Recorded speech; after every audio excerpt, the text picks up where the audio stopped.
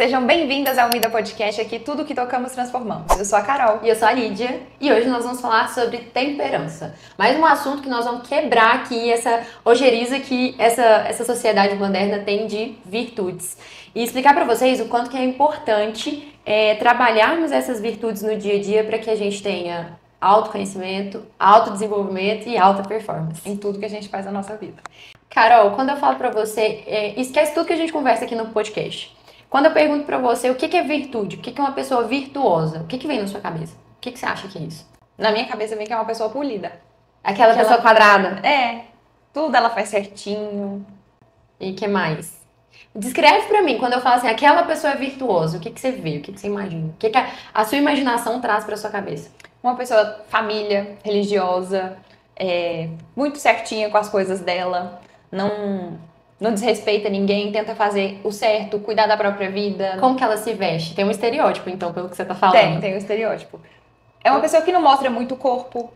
Com roupas beges. Roupas beges. É exatamente isso. Acho que por isso que as pessoas torcem tanto o nariz quando a gente fala de virtudes, porque é essa imagem que vem na nossa cabeça, que a gente tá falando de uma pessoa quadrada, que é religiosa, vive no passado. Vive no passado, todo dia, tá? Vai à missa, e não é bem assim. Virtudes são hábitos que a gente nasce com algumas, são imputadas a nós por dons do Espírito Santo, e também são adquiridas. Nós temos 7 virtudes sobrenaturais, que são aquelas que já existem em nós e a gente só precisa desenvolver elas, e a gente desenvolve também através dos hábitos. E nós temos as virtudes naturais, que são aquelas que a gente adquire através de esforço. Então, repetição mesmo, que é o hábito, e esforço. Então, tudo aquilo que você faz pode ser na questão espiritual, na questão da rotina, da tratativa com o próximo, tudo aquilo que você faz de bom para alcançar o bem é uma virtude natural que você adquiriu através do seu esforço. E já que você falou em virtude, me veio a curiosidade. Se a gente tem virtudes que são natas, a gente também tem vícios natos? Então, o vício, ele é a ausência da virtude. Então, por exemplo, uma coisa que a gente já falou nos outros podcasts, nós temos tendências más. Porque nós temos aquele apetite concupiscível, que é a tendência ao prazer imediato. Então, nós temos tendências más, e para a teologia, essas tendências, essa concupiscência, ela vem pelo pecado original, pelo pecado de Adão e Eva. Então, nós já temos essas tendências negativas. Se nós não educamos essas tendências, revertendo elas para alcançar um bem permanente, elas se transformam em vícios. E a virtude, ela é justamente o equilíbrio nesse comportamento, nessas tendências. Então, por exemplo, a virtude da fortaleza. Se eu sou uma pessoa da coragem, se eu sou uma pessoa corajosa, eu vou te dar um exemplo. Tô na rua, tô andando na rua. E aí um cara vem me assaltar. Eu, mocinha, esse bracinho pequenininho, o cara vem me assaltar armado. Eu vou pra cima dele e levo um tiro e morro. Eu fui corajosa? Eu fui imprudente, eu fui audaciosa, uma audácia, é o ápice da coragem. Então, a coragem demasiada, ela é audácia, ela não é coragem, ela não é virtude. E a coragem em menos quantidade, então, é covardia. Então, a covardia também não é uma virtude, é um vício. A audácia em demasia é um vício e a coragem também é um vício. E aí vem as virtudes da fortaleza, da temperança, da coragem, que é o meio termo entre essas duas tendências que a gente tem, ou de recuar demais ou de afastar demais. Então é um exemplo. Virtude é nato. As virtudes teologais e as virtudes cardeais, que nós temos 7. Nós temos 3 virtudes teologais, que essas que são conferidas a nós pelo Espírito Santo, que é a fé, a caridade e a esperança. Essas já estão em nós, e se você perde uma delas, você perde as 3. Por quê? Eu tenho fé, não vamos nem falar de religião, de um culto específico a um Deus. Mas se eu tenho fé, eu acredito em algo acima de mim. Se eu acredito em algo acima de mim, eu tenho esperança, eu espero naquilo, alguma coisa, eu espero alguma coisa naquele Deus, naquela coisa que está em cima de mim. E eu tenho caridade, eu tenho amor, respeito e zelo por aquela coisa. Temor. Entendi. Essa é a caridade. Então, se eu perco a fé, eu não espero em nada acima de mim. E se eu não espero, eu também não tenho caridade. Eu não amo, eu não respeito, nem nada do tipo. Tá tudo interligado. Tudo interligado. E as cardeais são 4. A fortaleza, a justiça, a prudência e a temperança, que é a que a gente vai falar aqui hoje. E elas são chamadas de cardeais porque elas são como dobradiças. E é elas que dão origem às naturais, às demais virtudes. Então é através de fortalecer essas nossas 4 virtudes cardeais é que nós vamos adquirir a virtude da ordem, da disciplina, da verdade, da coragem. Então todas essas outras virtudes elas vão se desencadear dessas cardeais, dessas 4 principais virtudes. Arrasou! Então, a virtude é algo nato a nós. Não quer dizer que eu vou usar uma roupa bege e vou à missa todos os dias. Para mim, ir à missa todos os dias é uma virtude, porque eu sou católica, esse é meu culto a Deus. Mas é algo inato ao ser humano, é nosso. Então, já que você estava falando em temperança, no desenvolvimento dessas virtudes, a temperança seria a gente repreender os nossos instintos? Não necessariamente. A temperança é uma das virtudes mais importantes porque ela concede dignidade a nós seres humanos. É uma das principais que nos difere dos outros animais. Eu vivo falando aqui sobre os instintos, né? Ela nos dá formas de gozar desses prazeres com a comida, com a bebida, com o sexo, de forma humana, de forma digna. Então, não é... Qual foi a palavra que você usou? Não é uma repreensão. É mais uma organização desses nossos instintos. O padre Paulo Ricardo, ele até usa temperança, uma analogia ao tempero. Uma comida salgada demais é impossível de comer. E uma comida sem sal é muito ruim de comer. Então a temperança é esse equilíbrio. É a gente conhecer os nossos instintos, mas domar eles e não repreendê-los, entendeu? Entendi. Dentro da neurociência, a gente tem uma forma de explicar isso, porque o nosso cérebro ele trabalha com duas formas de pensar, vamos dizer assim. Nós temos o sistema límbico, que é o nosso emocional, o nosso instinto, então o nosso impulso, é o que controla os nossos impulsos. E o nosso córtex pré-frontal, que é a parte da nossa razão. O límbico, a gente forma ele a partir de que idade? Ou já nasce com essa parte? A gente já nasce com os nossos sistemas, mas ele vai sendo desenvolvido ao longo da nossa vida. Então, tem as fases de desenvolvimento, né? 2 aos 4 anos, dos 4 aos 7, enfim, depende também da literatura. Mas em cada fase de desenvolvimento a gente vai melhorando esses aspectos. Então a gente pode ficar mais impulsivo. Tem a nossa personalidade que é nata, então a gente tem tendências, igual a gente falou no episódio anterior. Mas o desenvolvimento ele acontece ao longo da vida. Então até os nossos 25 anos, mais ou menos, o nosso córtex pré-frontal está sendo formado. Então nossa capacidade de aprendizado, a neuroplasticidade. Então, você pode perceber, crianças, quando elas são introduzidas ali dentro de uma escola que é bilíngue, por exemplo, elas têm uma facilidade muito maior de aprender um idioma. Agora, você pega um adulto caduco lá, que não... É muito mais difícil. Muito mais difícil, porque você já está praticamente com seus caminhos neurais ali formados. E o que eu estava falando sobre os nossos sistemas, o límbico e o nosso córtex pré-frontal, é basicamente a gente colocar a racionalidade, colocar o nosso córtex pré-frontal para funcionar no sentido de até que ponto eu posso ceder aos meus impulsos. Então, é um equilíbrio. Então, por exemplo, eu quero ter um corpo forte. Eu sei que eu preciso treinar, que eu preciso me alimentar bem, comer proteína na quantidade certa, mas eu tenho um desejo ali por docinho, eu sou uma formiguinha. Então, eu coloco a minha razão à frente da minha vontade, do meu desejo de comer esse docinho, porque eu tenho um objetivo por trás disso. Então, a temperança é você, dentro desse sentido, é você oscilar. Eu posso ceder um pouco ali aos meus desejos, mas eu também tenho que racionalizar se isso vai fazer mal para minha saúde, se vai contra o meu objetivo, enfim. E neurocientificamente falando, porque para a virtude, teologicamente falando, a temperança, a gente tem que mortificar a nossa carne.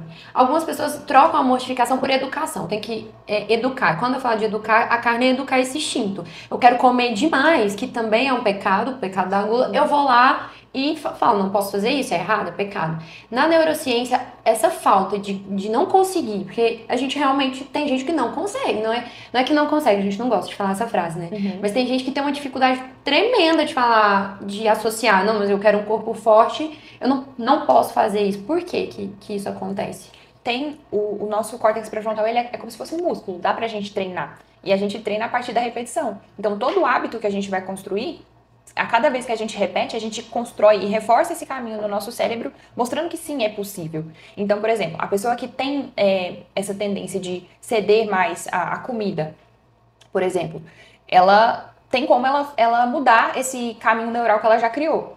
A partir do quê? Obviamente, ela vai precisar falar não, ela vai exercer um gasto de energia muito grande nesse início, mas a partir da repetição, ela vai conseguindo construir essa nova possibilidade. Através do hábito. Através do hábito. Que gera virtude. E aí, a gente acaba desaguando em um assunto que também vai ser tema do podcast, que é a intelectualidade.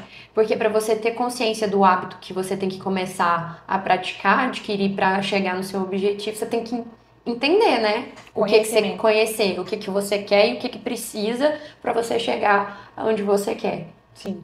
Então, pelo que você falou do desenvolvimento completo do córtex, eu fico pensando, são virtudes, as virtudes cardeais, elas são natas, elas já estão em nós, mas elas também precisam ser desenvolvidas. Porque eu fico imaginando uma criança quando ela quer alguma coisa, ela não tem, né, esse equilíbrio nem moral, que seria a virtude consciente, e nem neurocientífica de dosar aquela loucura, a birra e tudo, porque ela quer aquela coisa. Faz algum sentido nisso? Faz, total.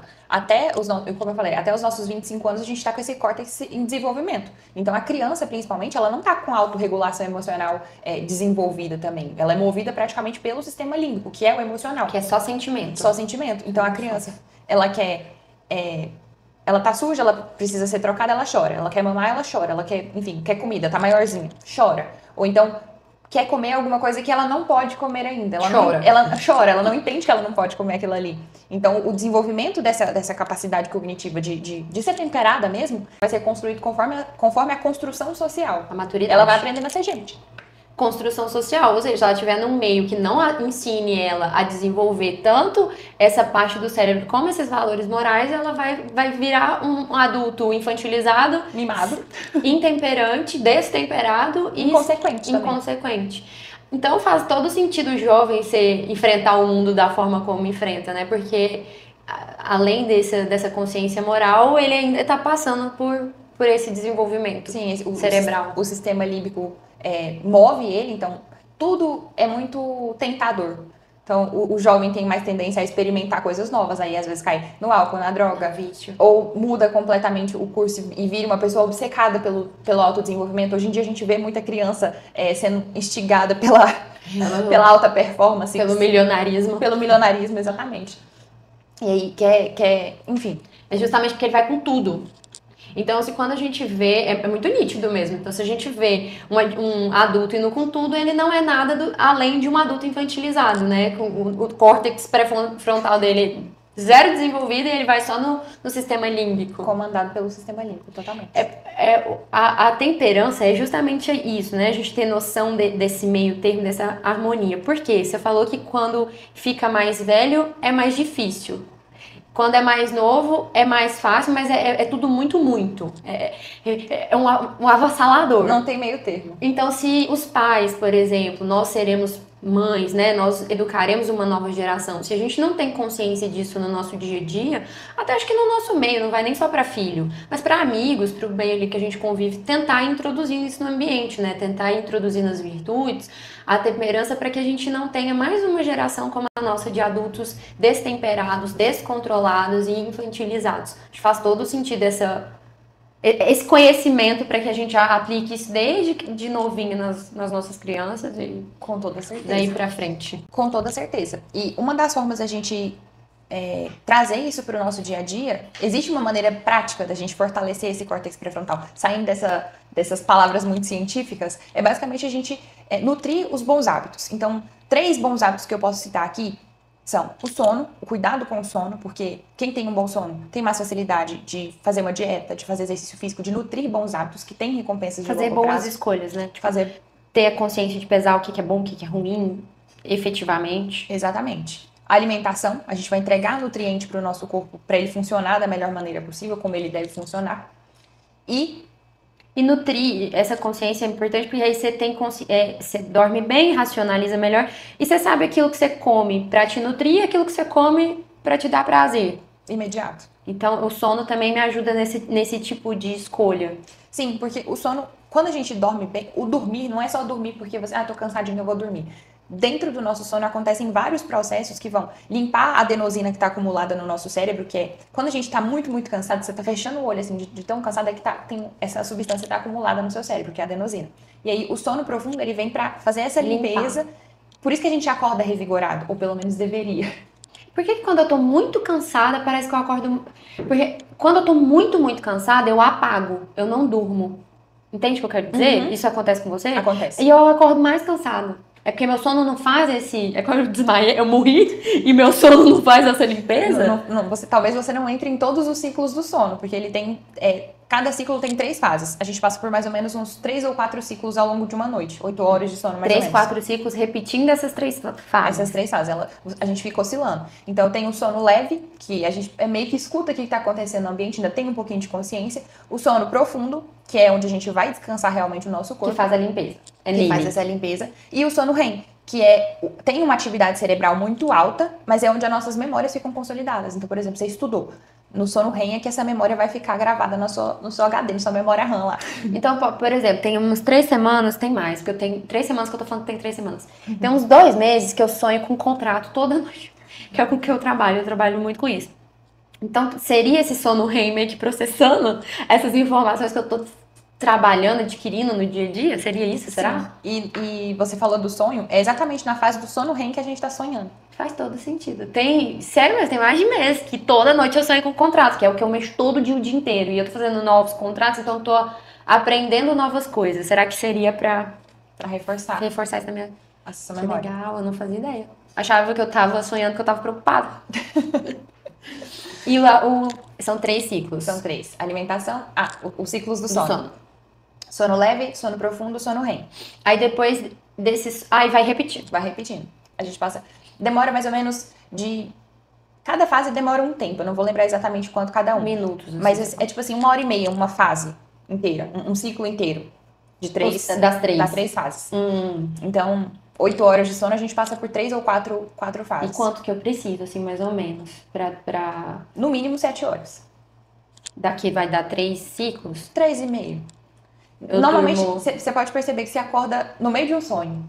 É quando você conclui lá. É o momento ideal pra você acordar. Que é o último. Eu durmo 9, 10, 11, meia-noite, 1, 2, 3, 4. Tô dormindo 7. É isso mesmo. Eu tô no limite ali do ideal.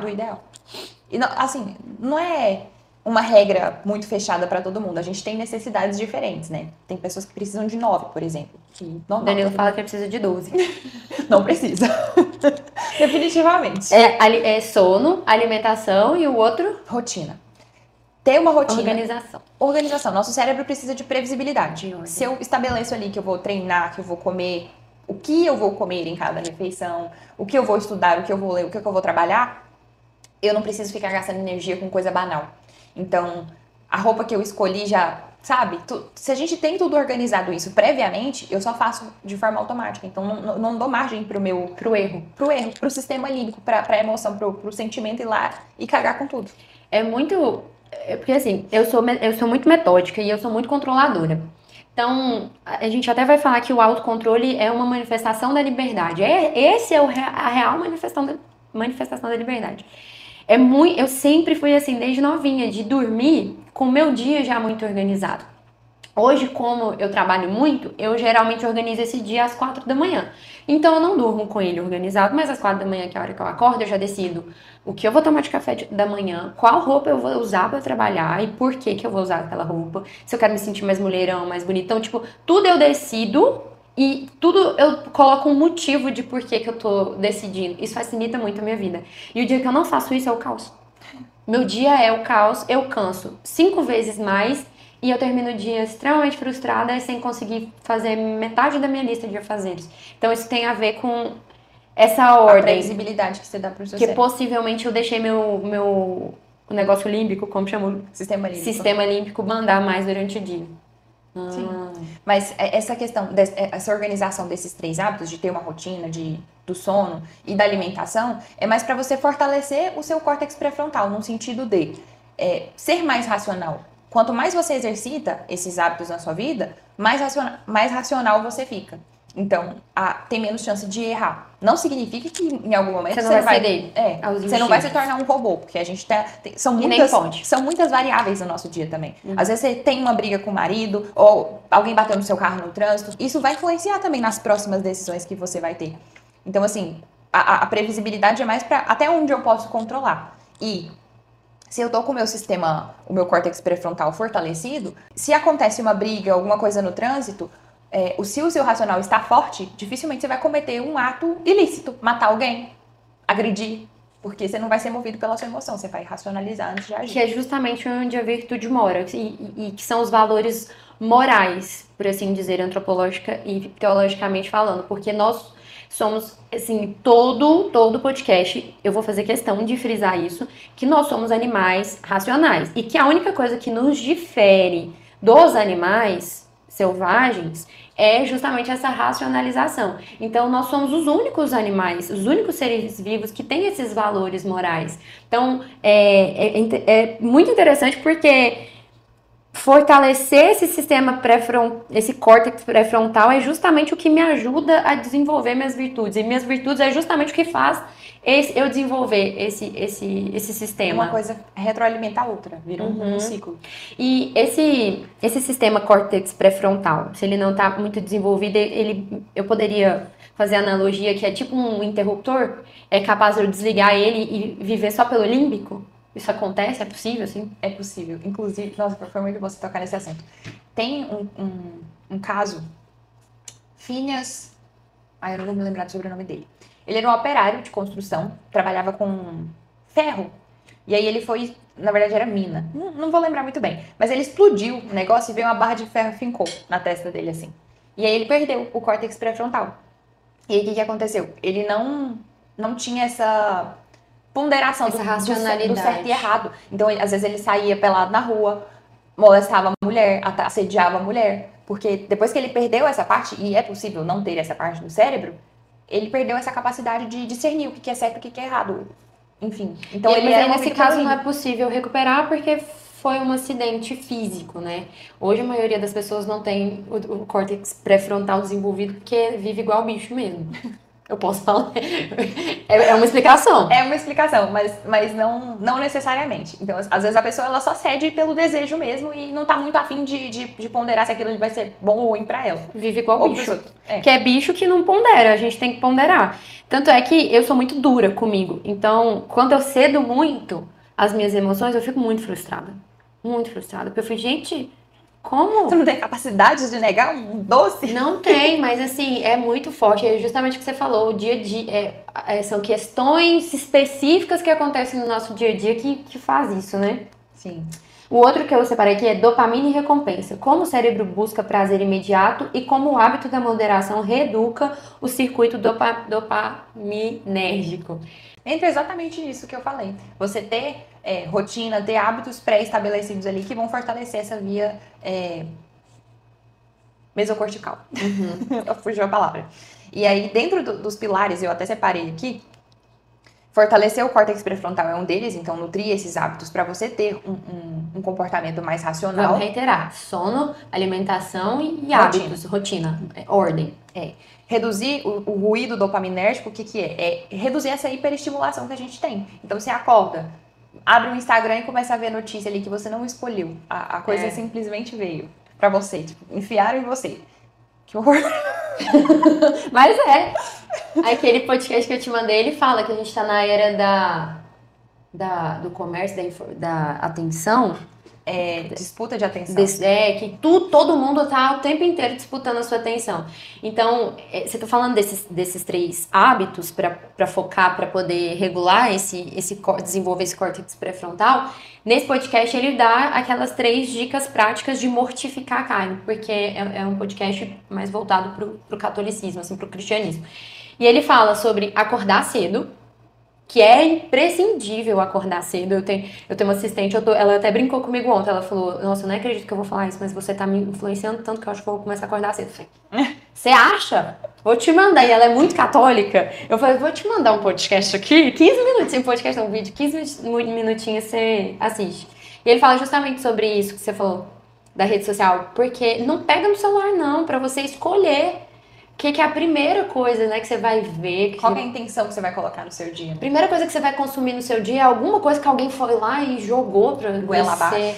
e aí justamente disputando a sua atenção. Acho que a primeira atenção pra mim, na minha opinião, tem que ser Deus. Então a primeira coisa que eu faço quando eu acordo é rezar. Mas pra você, a primeira coisa que você vai fazer, mexendo... Eu briguei, eu e Dani discutimos em casa hoje. Essa semana é feio. Falei, filho, 40 primeiros minutos do seu dia de celular? Hiperestímulo. O que é isso? A gente não dá tanto... quando a gente não sabe, a gente não dá tanta importância pra isso, mas faz um mal tão grande Porque a gente não pro nosso faz cérebro. ideia do que tá acontecendo aqui dentro enquanto a gente tá... Quando você... É natural. Quem tem um vício muito grande por celular se sente muito cansado. Às vezes a pessoa não é produtiva no trabalho, não é produtiva no que ela tem que fazer no dia a dia, mas passa muito tempo com excesso de informação. A pessoa se esgota. É tanto estímulo e é muito rápido, né? Dura muito pouco também, né? Você fala. É uma enxurrada. E aí, igual eu falei no outro podcast, inclusive se você não viu, vá assistir o nosso primeiro episódio, a gente tem receptores de dopamina. Então, se a primeira... Eu tô com os receptores todos aqui, esperando a dopamina chegar. Se a primeira dopamina que eu dou pra ele é hiperestímulo de rede social, de informação ruim, às vezes qualidade mesmo de conteúdo, ou notícia muito ruim, você tá acabando com a sua energia. Aí chega lá na hora do almoço, você não consegue focar no seu trabalho, você acha que você tem TDAH, que você tem algum problema neurodivergente. Só que, na verdade, você só não tá cuidando das suas primeiras horas da manhã. Então, vai ler um livro, vai escolher a informação que você vai colocar na sua cabeça, porque... Não precisa... Eu defendo, assim, principalmente se você tá começando, não precisa nem absorver alguma informação no começo do dia. Acorda, senta na cama, abre o olho, faz um xixi, toma um copão d'água, fica ali, se arruma para começar seu dia. São José Maria Escrivá fala que é muito, muito, muito bom, muito positivo. Você falava, né? O despertador despertou, levanta na hora, porque essa é a primeira disputa do dia que você já saiu vencedor. Sim. Porque se você vai desligando o despertador e ativando a soneca, você tá sendo vencido pelo sono. Então, se o celular despertou, você já levanta, desliga e nem pensa, só vai viver. Eu faço isso quando eu não tô muito cansada.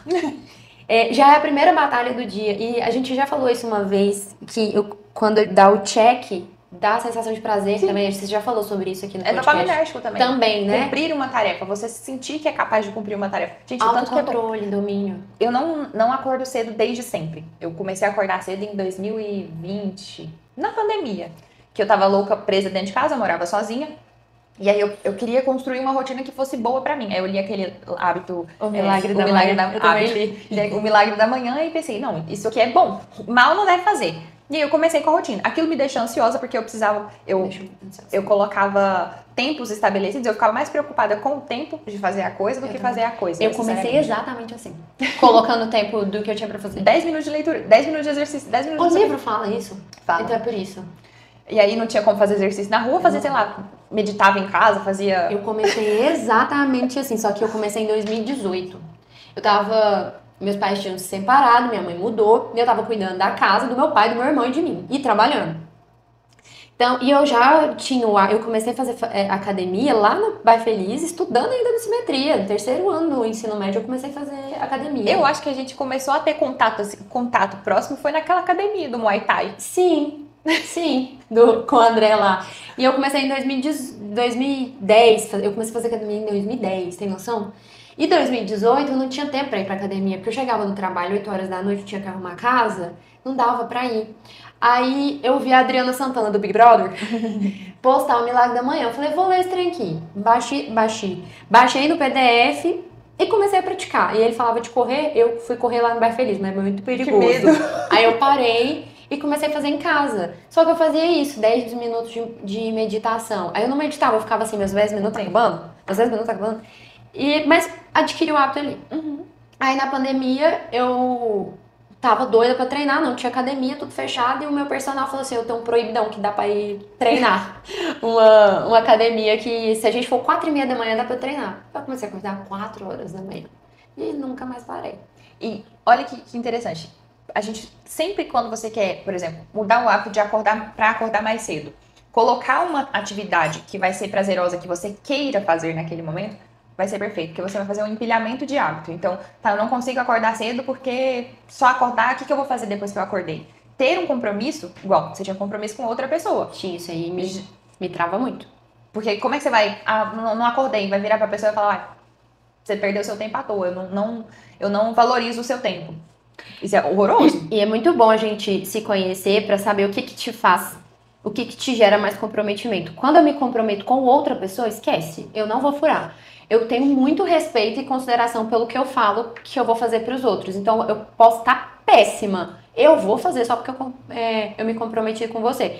Então, achar uma atividade que te gere prazer, que você goste e tentar vincular com algo que realmente te prenda. Pode ser até meio abusivo, mas tem que ser mesmo, acho que pra forçar você a fazer, né? O que a gente falou no outro podcast, o corpo esquenta, desequilibra para poder voltar um estado normal. E isso que a gente estava falando sobre compromisso, existem mas 3 formas assim que eu considero principais pra gente conseguir mudar algum hábito, mudar alguma coisa que a gente tá tentando estruturar na nossa nova rotina. Então, o compromisso público, isso de você se comprometer com uma outra pessoa, ou às vezes ir na sua rede social e falar que quer chegar em determinado objetivo, ou então, por exemplo, eu fiz isso também algum tempo atrás. Eu queria acordar 4 da manhã, eu acordava 5 e pouco. Falei, não, todos os dias eu vou aqui e vou postar o sol nascendo, às 4 da manhã. E foi o que eu fiz, era um compromisso público. Então virou uma marca ali dentro do meu Instagram, mas também uma forma de eu me comprometer com as pessoas. As pessoas vão ver que eu não estou acordando cedo se eu não postar o sol nascendo. O Joel J falou em um podcast, porque a gente tem muito receio hoje de postar coisa em rede social de objetivo pessoal, como é de sofrer inveja, essas coisas. E o Joel J falou uma coisa num podcast uma vez muito boa, que é uma forma de você se obrigar a conquistar aquele objetivo. Então, óbvio que você tem que ter filtro, não é tudo que pode ser exposto lá, mas postar na rede social. Até dezembro eu vou fazer tal coisa, porque aí você vai ficar com vergonha de não fazer. Sim, é uma forma de se comprometer também, porque além da vergonha, você quer dar uma satisfação. Que é a segunda forma, né? Você vai ter que fazer uma prestação de contas. A segunda forma não, né? Tá dentro da primeira, mas você vai ter que fazer uma prestação de contas. Então você... Vou perder 5 quilos até mês que vem. E aí? E aí, Carol, perdeu? E aí, atualiza. Atualiza. O que você tá fazendo para chegar nesse objetivo? O podcast, por exemplo, nosso podcast, a gente já divulgou que nós estamos fazendo isso. Eu penso em desistir todo dia. Mas como é que eu vou do nada sumir? Tchau. Eu me recuso mostrar para as pessoas que eu desisti. Compromisso é compromisso. Esse negócio que você falou de acordar 4 horas da manhã, pra mim, esses exercícios de cardio, como é que chama? Aeróbico. Eles me maltratam muito mentalmente. Eu não consigo ficar fazendo a mesma... Não é que eu não consigo. Aqui ninguém vai falar que não consegue as coisas. Pra mim é muito difícil fazer a mesma coisa por muito tempo. É a primeira vez que eu fiz 1 hora de escada, eu postei no Instagram e ainda falei, estou postando aqui que eu vou fazer 1 hora de escada, porque eu sou competitiva, e eu sei que se eu falar pra vocês que eu vou fazer, eu vou ter que voltar aqui mostrando o que eu fiz. E eu fiz. Competitiva com ela mesma. Gente, muito competitiva. Tava contando pra Giovana ontem, que trabalha comigo. Falei assim, Giovana, pra mim acordar cedo é tão prazeroso que o Danilo fala, quando eu ficar milionário, eu falei assim, quando eu ficar milionária, eu vou continuar acordando 4 horas da manhã porque sou competitiva. Você tá acordando 6 horas da manhã, você não tem noção do tanto de coisa que eu já fiz 6 horas da manhã. Né? Na minha cabeça eu tô aqui, losers. Eu já venci o mundo. Eu sou muito competitiva. Não, e pouca gente fala sobre a paz que é você acordar 4 horas da manhã. Não tem um carro passando na rua, não tem um barulho pra te fazer... Tem uns farristas ainda, uns carros de som, dando uns cavalos de pau. É raro, né? Porque às 4, dependendo da pessoa, nem saiu da farra ainda. Vai dormir ainda. É muito bom. Mas... E o terceiro? Compromisso pessoal, prestar contas. Compromisso financeiro, que você tinha falado? Não. Compromisso público, que é você expor o seu objetivo e começar a prestar conta para essas pessoas. O prestar contas está dentro desse. Compromisso financeiro, então você investir dinheiro mesmo. Quero acordar cedo para fazer academia. Você vai pagar a academia, vai pagar o personal, já compromete aí com 6 meses de plano e vai. Aí você tem que honrar que não funciona. Tem. Mas aí é sua questão em honrar o seu dinheiro. Você sabe do esforço que você teve para ganhar seu dinheiro. Então, aí é você com você. E o terceiro seria um compromisso de identidade. Quem eu estou me tornando nesse processo? Sou uma pessoa preguiçosa, sou uma pessoa indisciplinada, enfim... Quem estou me tornar? Quero me tornar uma pessoa disciplinada, quero me tornar uma pessoa saudável, quero me tornar uma pessoa... Estou me tornando. Então, você se compromete com a pessoa que você está se tornando. Muito bom. Uma terceira maneira. Aqui vocês podem perceber, se vocês voltarem os outros episódios, que a gente vira e mexe, a gente tá falando das mesmas coisas, Carol. E não é chato, tá? Não é repetitivo. E sempre que você vier aqui nesse canal, você vai ouvir sobre isso. Sono, alimentação, rotina. Sono, alimentação, rotina. De maneiras diferentes, mas vai. De maneiras diferentes. Eu fico muito deslumbrada de saber que a antropologia, a teologia que eu estudo, ela ela casa muito com a neurociência. E toda vez que a gente vai escolher um tema aqui pro podcast, a gente pensa como que vai linkar uma coisa à outra. A gente começa a estudar. De repente, tudo se conecta. Tudo se conecta. A mesma coisa, só que com linguagens diferentes. Porque tem gente que é muito mais científico, se identifica muito mais com essas explicações científicas, e tem pessoas que... Eu tenho muita dificuldade com a ciência. Não de não acreditar. É porque é mais difícil para mim mesmo assimilar termos técnicos, científicos. E antropologicamente, para mim, é super óbvio. São só maneiras diferentes de explicar a mesma coisa. A mesma coisa, e é muito bom isso. E o outro, e por fim, a gente falando, é autocontrole e dopamina. Como a temperança aumenta a liberdade de escolha, em vez de reatividade instintiva. É basicamente o que a gente tá falando o tempo todo, né? E existe uma maneira prática de fazer isso, porque tudo, absolutamente tudo que a gente faz, desde a hora que a gente acorda até a hora que a gente vai dormir, é rotina, é hábito. E o nosso hábito, ele tem um ciclo. E escolha. É a rotina, escolha, né? Tudo que você faz desde a hora que você acorda. Sim, mas a maior parte das coisas que a gente faz tá automatizado pelo hábito. Só então, faz. A gente tem o poder de escolha, mas tá tudo automatizado. Então, é melhor que você construa uma rotina intencional, para que você automatize essa rotina intencional, que vai ser edificante para você no longo prazo, do que você só viver no automático, simplesmente seguindo o seu sistema límbico. Tipo, deu vontade, fui lá e fiz. Então, o nosso ciclo do hábito é gatilho, desejo, esforço e recompensa. A gente precisa, entre o gatilho e o desejo, quebrar o padrão.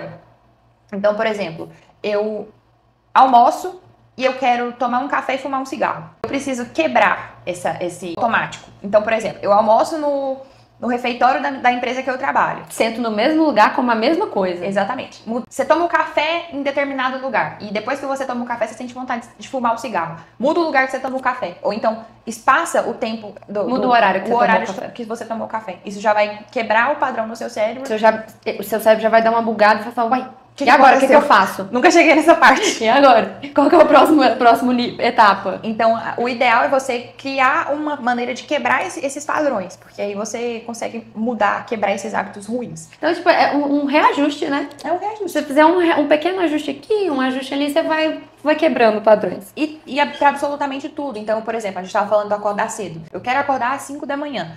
O que eu posso fazer para facilitar esse hábito? Se a minha tendência é pegar o despertador, desligar, põe longe e virar para dormir, coloca longe. Pelo menos 5 passos ali, porque você vai ser obrigada a levantar para ir desligar o despertador. Isso já muda completamente o padrão que você seguia, de pegar o despertador aqui e já desligar.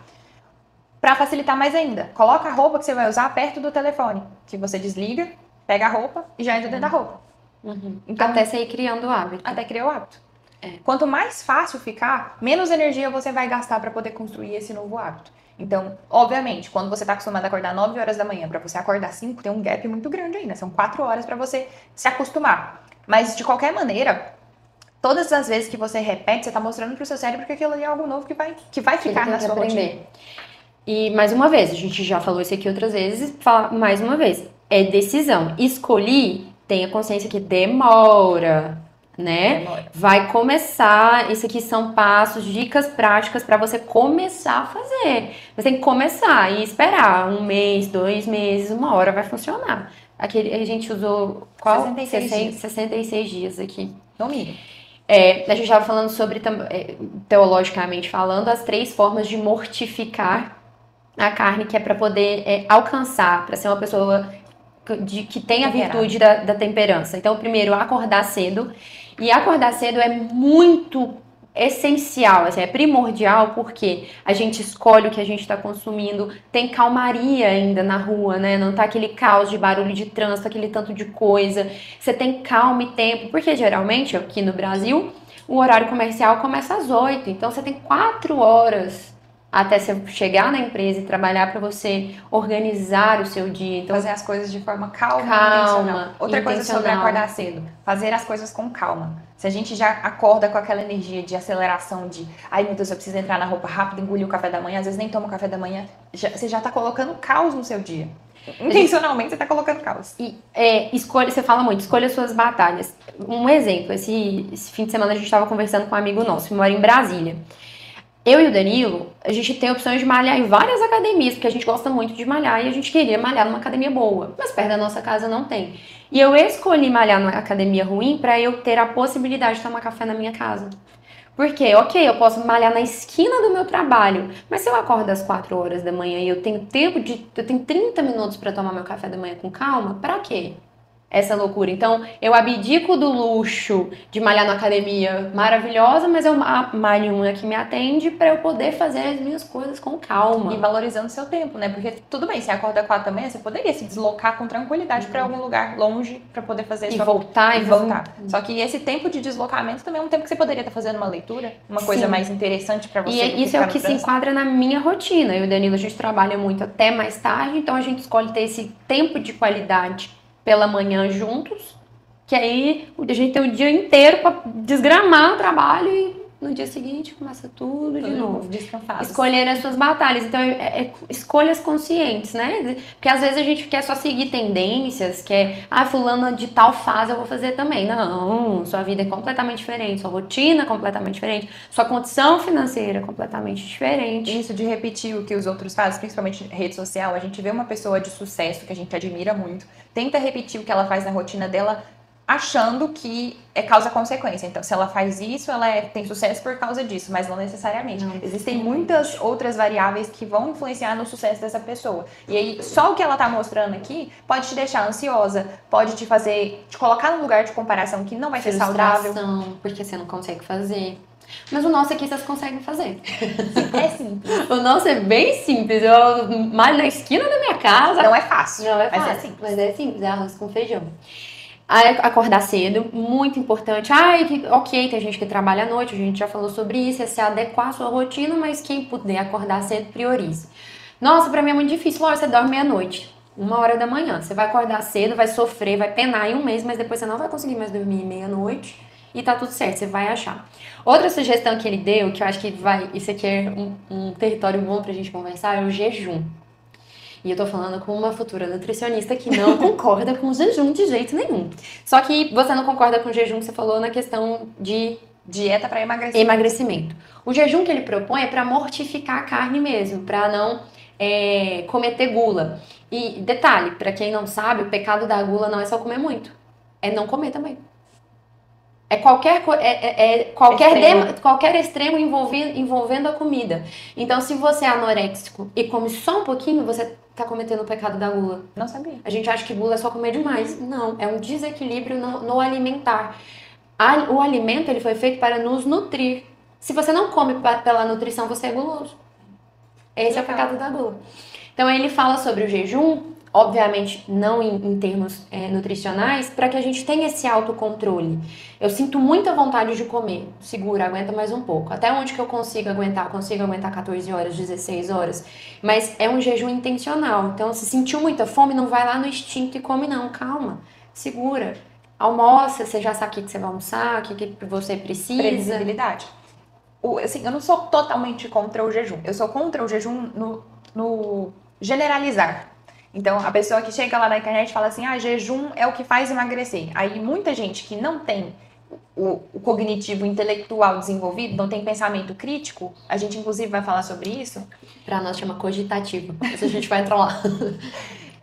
Acata aquilo ali como uma verdade, não consegue fazer o jejum da forma que foi proposta, não sabe o que precisa comer para desjejuar, e aí acaba cagando com a saúde inteira. Nossa, eu vejo gente quebrando o jejum, comendo assim... Não sei, 6 ovos, ponto. Meu Deus. Cadê sua fibra? Cadê seu carboidrato? Pelo amor de Deus! Não tem condição. Então, assim, eu não sou contra o jejum para você fortalecer o seu córtex pré-frontal, para você fortalecer o seu racional. Até porque o jejum, ele tem comprovação científica que promove uma longevidade. Mas você precisa fazer do jeito certo. Então, quantidade de horas para o seu corpo, para a sua adaptação, de onde você está começando, e também o que você vai comer durante a sua janela de alimentação. Então, por exemplo, a pessoa que quer fazer o jejum para emagrecer, ela fica ali 16, 18, 20 horas sem comer, e aí nas 4 horas, nas 6 horas que ela tem disponível, ela quer comer o mundo. Então não adianta você comer mais do que o seu corpo precisa durante essas horas que você tem disponível para você se alimentar. Então o conhecimento, ele é indispensável quando você quer fazer uma estratégia como essa. Ainda mais Porque a gente está envolvendo nutrientes. Então, além de querer comer o mundo, tem gente que está tão obcecada em emagrecer que come os 6 ovos, por exemplo, e uma folha de alface. Isso vai acabar com a sua saúde. Então, você vai fortalecer, mortificar a sua carne, educar a sua carne, mas acabar com a sua saúde. Então, não faz muito sentido. Tem que ter conhecimento. Vai mortificar a carne mesmo, vai morrer. Vai morrer. E eu até comentei com a Carol. Eu consegui fazer jejum 2 vezes. Eu falei uma, mas foram 2 vezes. Uma eu não comi nada porque eu tenho um problema com jejum. Meu metabolismo é muito acelerado. Eu sinto o meu músculo queimar. Eu juro pra você. Eu sinto dor. Então, por exemplo, eu corro. Nos domingos eu corro, eu vou pra missa sem tomar café da manhã. A missa termina 11h30. Meio-dia eu tô sentindo dor muscular, porque tu tá queimando tudo que o resto que eu tenho de energia. Então eu sinto dor mesmo. Sabe quando você fadiga na academia? Uhum. Eu tô parada e eu tô fadigando. Eu fico cansada. Porque eu sinto que tá queimando tudo que eu tenho. Então não dá pra fazer jejum, sim. Mas um dia eu fiz como você falou. Eu tomei meu café da manhã depois do treino e só fui jantar. Eu me senti extremamente forte, espiritualmente falando.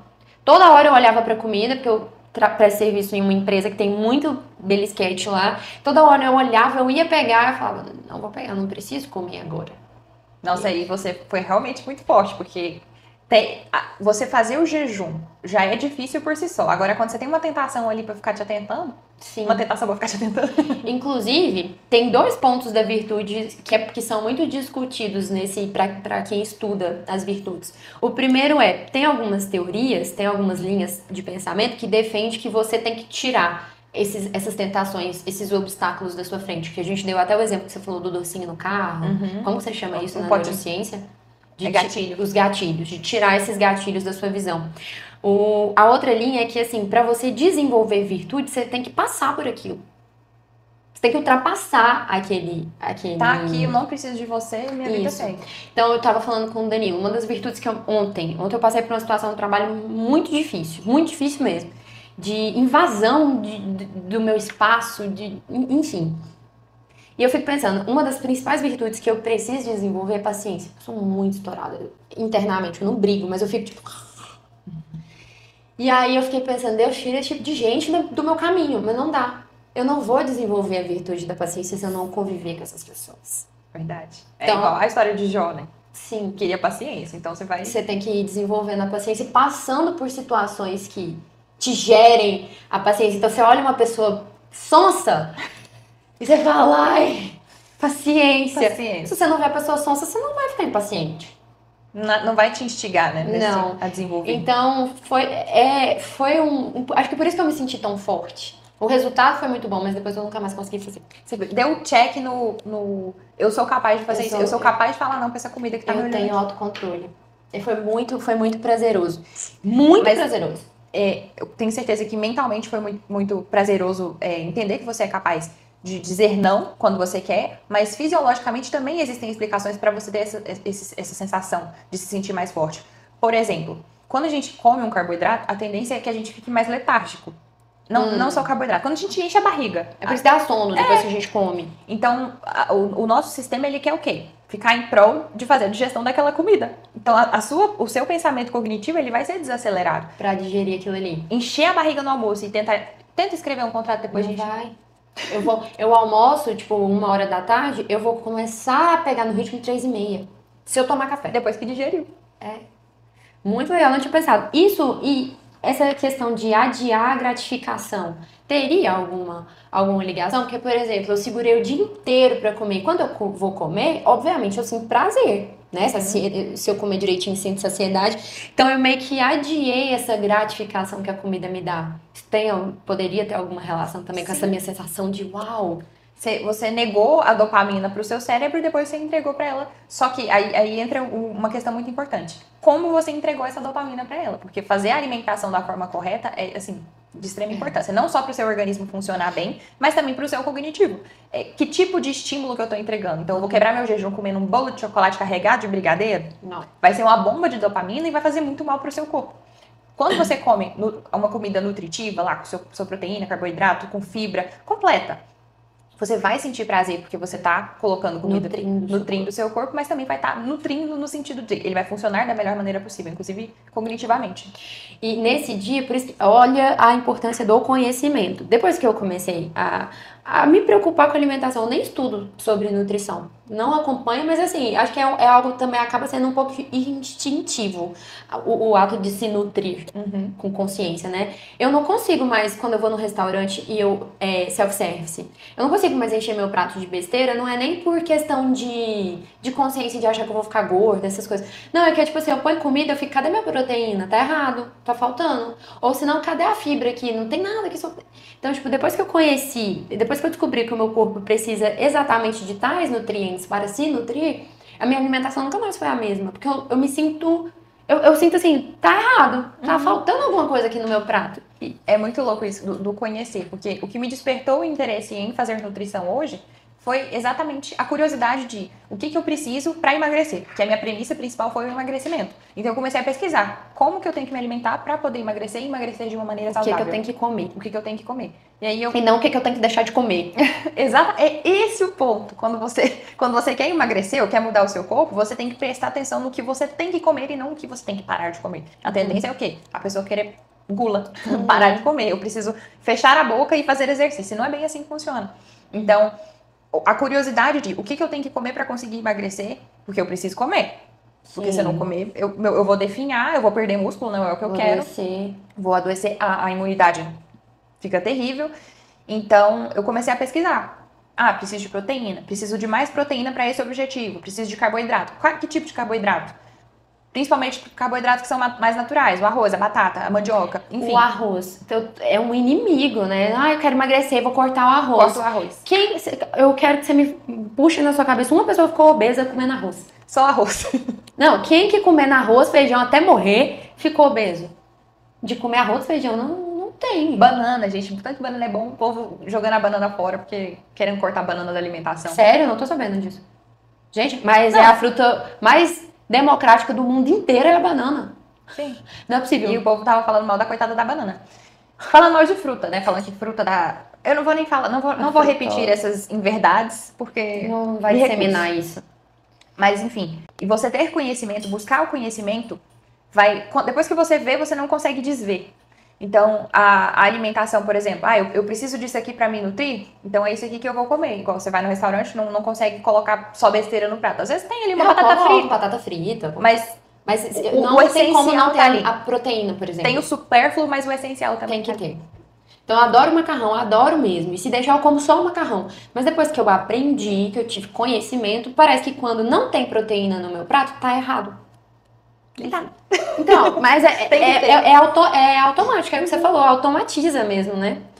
Então, jejum, pra mortificar, pra educar a nossa carne, a gente podia até fazer um desafio de tantos dias de jejum. E aí, pra quem segue uma religião, porque pra nós católicos, o jejum é principalmente pra se conectar mais ainda com o Espírito Santo, sempre que me dava muita vontade de comer, começava a me dar uma vertigenzinha, eu ia no banheiro e rezava. Aí eu voltava e falava, não, tá tudo certo. Então, pra mim, fisicamente foi muito bom, que eu me senti muito forte, mas eu quebrei meu jejum certinho. Eu tive a oportunidade de quebrar com besteira. Eu falei, caramba, eu fiquei o dia todo sem comer, eu vou tacar um bolo no meu corpo? Não vou, porque tinha bolo na empresa. Então, eu vou embora pra minha casa, vou fazer minha janta completa e vou quebrar o meu jejum. Quebrei até mais tarde, porque eu ainda tive que preparar minha comida. Então, me senti fisicamente muito, muito bem, muito bem. Acordei muito bem também. E espiritualmente me senti...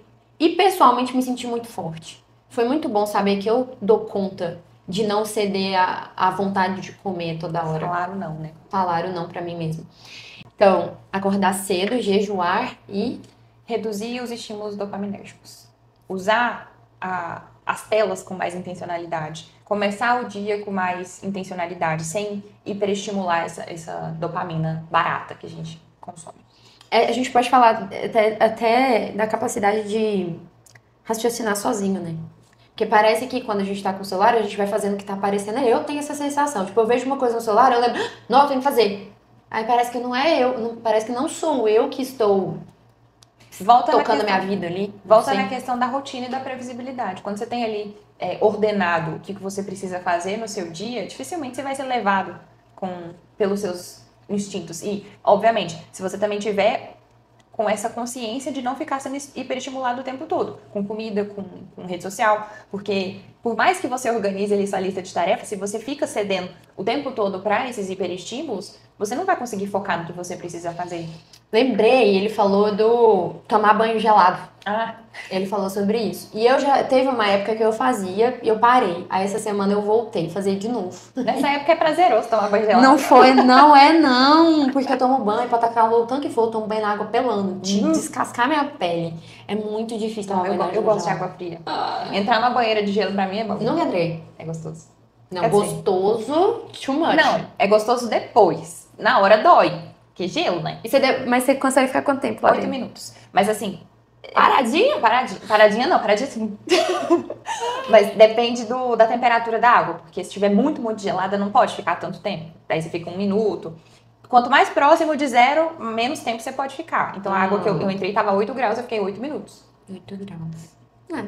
É bem gelado. A gente podia fazer um desafio de jejum. E aí, nesse desafio, a gente reunia as meninas pra poder fazer banho de gelo, que eu nunca fiz. De banho de gelo, nunca fiz. A gente podia, talvez, pensar nisso. Gostei. Enfim, então, pra resumir a temperança, entra muito no concupiscível, que são esses apetites sensíveis, e a temperança é pra regular esses apetites, a harmonia. Fugir dos extremos. Nem preguiçoso demais e nem ativo ao ponto de destruir seu próprio corpo. Ela vai reconfigurar o nosso cérebro, porque a gente vai desenvolver mais o fortalecer o nosso. Autocontrole, como a temperança, aumenta a liberdade de escolha. O que a gente fala muito, liberdade é autodomínio. A gente escolher, é isso que é ser livre. Ser livre não é efeito manada, fazer aquilo que estão falando ou fazer aquilo que o seu instinto está falando. Se você está com fome, escolha, né, o que você vai comer, tenha consciência, tenha autodomínio. E essas são dicas práticas que a gente separou que eu entendo que são difíceis, mas é um bom começo. Com certeza. E para recapitular, para fortalecer o córtex pré-frontal, cuidado com o sono, com a alimentação, previsibilidade na rotina. Segundo ponto, reduzir o ruído dopaminérgico, então usar as telas celular com mais consciência, o conteúdo que você consome com mais consciência, música, rede social, série, tudo. As duas principais coisas em relação à tela que a gente fez no nosso desafio: não mexe na hora antes de dormir, não mexe na hora que acordar. Uma hora antes, pelo menos. Não precisa. Ainda que você trabalhe com o celular, se não pode esperar até 30 minutos depois que você acordar, então você está acordando na hora errada. E essa questão de não usar o celular antes de dormir, inclusive, vai melhorar a qualidade do seu sono, porque a luz azul do celular atrapalha a produção de melatonina, que é um hormônio que vai ter essa qualidade, vai trazer essa qualidade para o seu sono. E além do estímulo, né? Porque se o seu cérebro está sendo hiperestimulado ali antes de você dormir, dependendo do que você vai demorar a desligar. Só explica, que ela já explicou isso em outro podcast, mas só explica essa questão do hormônio às 18 horas, que é a hora pra eles entenderem por que não é brincadeira a questão do celular. Nosso corpo, a gente tem o ciclo circadiano, que é como se fosse o nosso relógio biológico. Então, 6 horas da manhã, quando o sol está nascendo, a gente diminui a quantidade de melatonina e aumenta o cortisol para o nosso corpo despertar e a gente viver. Diminuiu a luz natural, o sol se põe ali 6 horas, 6:30, a gente também tem que diminuir as luzes de dentro de casa. Focar em luz amarela é uma medida também? É bom, porque a luz branca ela tem mais o azul na composição, mas também luz indireta. Então, às vezes, você tira essas luzes que ficam em cima, assim, da sua cabeça e coloca, assim, uma luz... Assim, tipo assim. E deixa a penumbra, né, quando for entardecendo. Então, e evitar a luz do telefone também, que tem muita luz azul. E aí, a melatonina, ela começa a ser liberada no seu organismo nesse horário e vai estar num pico ali na hora de dormir, que teoricamente seria 10 horas no máximo. No máximo, estourando. Então, tá vendo que é bem biológico mesmo, que além da própria dopamina que é produzida por essa quantidade de informação, a própria luz, e tem até essa função amarela aqui, mas ignora, não usa som. Não tem uma função... Tem. Assim, o ideal é o quê? Depois das 6, você ligar o night shift pra ela não ficar estimulando. O ideal é não mexer. E a questão e aí chega ali 8 horas da noite, tenta evitar ficar com muito estímulo, jornal, televisão, notícia ruim, algo que te deixa reels tenso. demais. isso tudo fica estimulando o seu cérebro e o seu sono fica perturbado. Não é brincadeira. Já atrapalha um dos hábitos que vão fortalecer o seu córtex pré-frontal. É biológico. A Carol falou pra vocês coisa biológica. Eu tô falando de produção de hormônio com base em luz, né? Receptividade de luz. E o terceiro ponto, você diminuir quebrar os seus padrões. Então, eu tenho consciência que eu preciso mudar tais hábitos. Tirar o celular próximo de você, na hora que você for dormir, por exemplo. É hora de dormir? Não mexe no celular na cama. Coloca a regrinha em casa. Não mexe no celular deitado na minha cama. Nossa, tá nem na mesa na hora de comer. É. Aquela bem enjoada, não mexe. Não mexe. Principalmente, hora de dormir e hora de comer. Quando você mexe no celular na hora de comer, você não mastiga direito. Você atrapalha a sua digestão. Você come mais do que você precisa, porque não atrapalha tá atenção. Atrapalha a sinalização dos hormônios de saciedade e de apetite. Então parece que você tem mais fome do que você realmente tem. E na hora de dormir, porque atrapalha a produção de melatonina e o seu sono fica perturbado. E antropologicamente falando, virtude não é o rapaz que vai à missa todo dia, quadradão, usando roupa bege. A senhora usando a saia lá no pé. Virtude é algo inato. Nato a nós, seres humanos. Nós nascemos com essas 7 virtudes e nós vamos desenvolvendo as cardeais, nós vamos aperfeiçoando, assim como a gente vai desenvolvendo os sistemas neurológicos. Ter consciência disso, parar de torcer o nariz. A gente tem que buscar o bem verdadeiro. Vícios são bens aparentes, aquilo que passa rapidinho e só lasca com a nossa vida.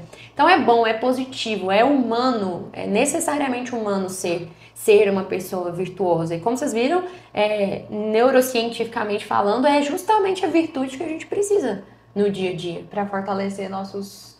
Para nos fortalecer. Para nos fortalecer, para nos tornarmos pessoas melhores. E para vivermos plenamente. Acho que esse é o ponto, vivermos plenamente. Buscar o bem-estar, né? Não é ter sobrevida. Isso tudo que vocês estão fazendo aí, de viciado, e isso eu posso falar vocês, porque eu evito o máximo, eu mesmo, mas eu evito o máximo. Isso tudo que é ser dominado por tela, por efeito de manada, isso tudo é uma sobrevida. Você só vai viver plenamente o dia que você decidir ter uma vida virtuosa, trabalhar as virtudes, que é esse equilíbrio entre os nossos instintos extremos, e se autodesenvolver, se autoconhecer e autoperformar. Essa é uma vida plena e feliz. Saudável. Saudável. E é isso, né, Carol? É isso. Então, espero que vocês tenham gostado. Te encontro no próximo vídeo. Tchau, tchau.